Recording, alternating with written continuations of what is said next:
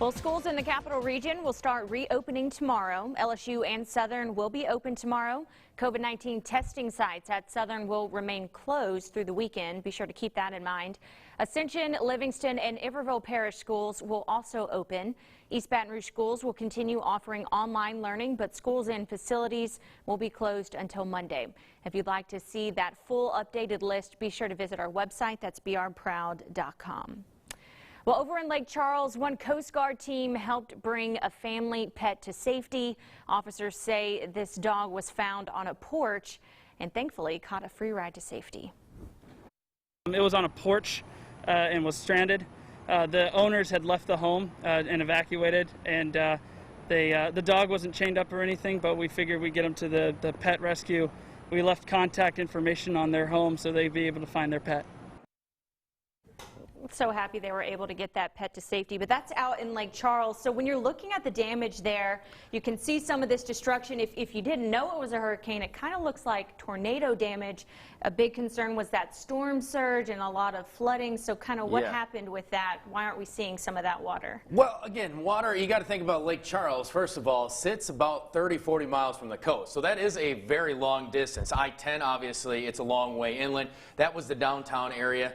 Inside a hurricane, a lot of times you actually get these small little vortices, sometimes little tornadoes inside some of those bands that kind of feed in, and that's kind of the concern that happened in a lot of locations. It could have been one of the reasons why that tower went down for the TV station. Could have been a tornado, maybe not the straight line winds that you assume with a hurricane. Now, when you look at the big picture here overall, I want to point out that there was a lot of accuracy, which was actually pretty good. They narrowed it down, landfall 3 days in advance. There was only about 1 kilometer error, which is kind of crazy. Now, we did luck out, and as the governor said, hey, we can breathe a sigh of relief. Why weren't those levels so high? We were calling for unsurvivable storm surge at 20 feet.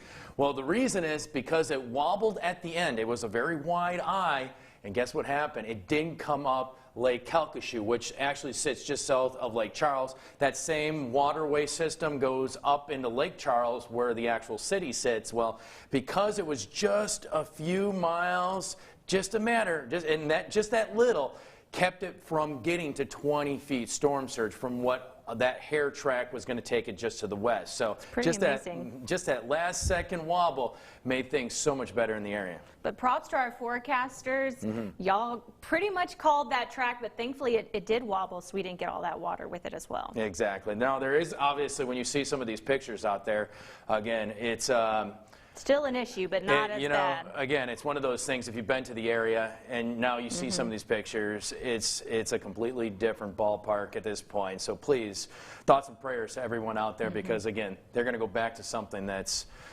very destructive. Now again, I do want to point out in the